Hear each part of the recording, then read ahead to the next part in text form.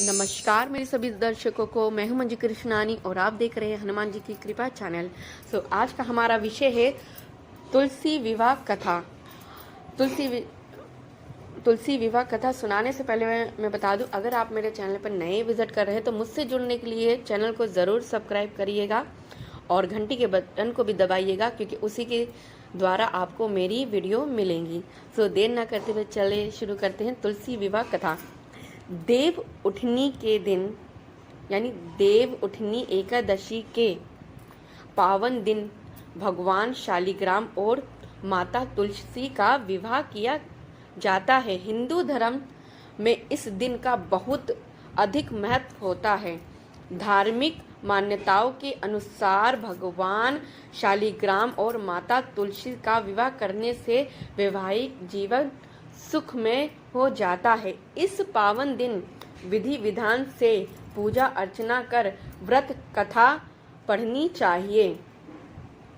जलंधर नाम का एक पराक्रमी असुर था, जिसका विवाह वृंदा नाम की कन्या से हुआ। वृंदा भगवान विष्णु की परम भक्त थी और प्रतिव्रता थी। इसी कारण जलंधर अजय हो गया। अपनी अजय होने पर जलंधर को अभिमान हो गया और वह स्वर्ग की कन्याओं को परेशान करने लगा। दुखी होकर देवता भगवान विष्णु की शरण में आए और जलंधर के आतंक को समाप्त करने की प्रार्थना करने लगे। भगवान विष्णु ने अपनी माया से जलंधर का रूप धारण कर लिया और छल से वृंदा के पतिव्रत धर्म को नष्ट कर दिया।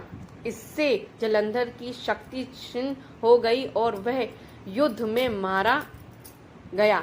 जब वृंदा को भगवान विष्णु के छल का पता चला तो उसने भगवान विष्णु को पत्थर का बना जाने का श्राप दे दिया। देवताओं की प्रार्थना पर वृंदा ने अपना श्राप वापस ले लिया, लेकिन भगवान विष्णु वृंदा के साथ हुए छल के कारण लज्जित हो गई थी। अंत वृंदा के श्राप को जीवित रखने के लिए उन्होंने अपना एक स्वरूप पत्थर रूप में प्रकट किया, जो शालिग्राम कहलाया।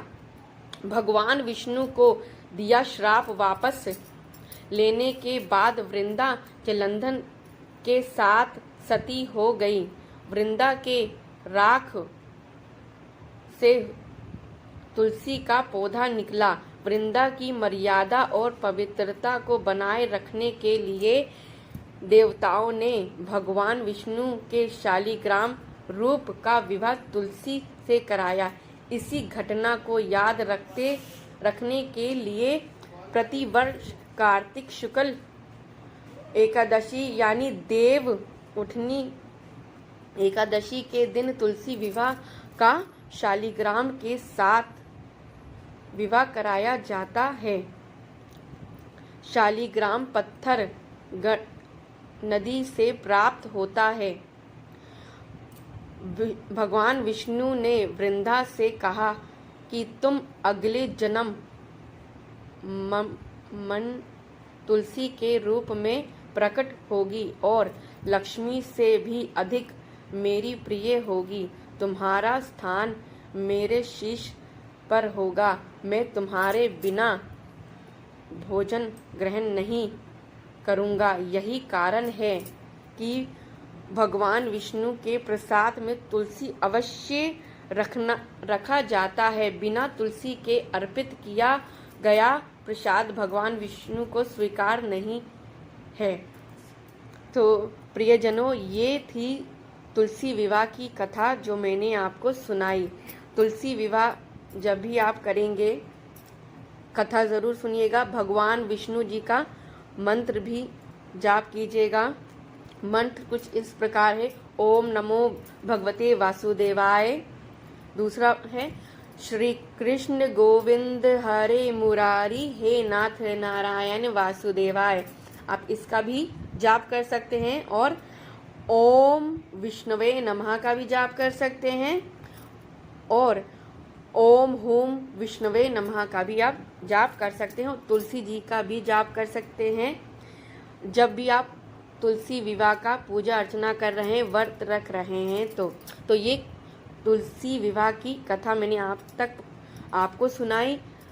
और अगर आपको लगता है ये आपके लिए भी लाभदायक है और दूसरों के लिए भी है, तो उन तक ये वीडियो को ज़रूर पहुंचाइएगा। ठीक है, तो मैं अगली वीडियो में मिलेंगे, तब तक के लिए मैं आपसे विदाई लेती हूँ। धन्यवाद।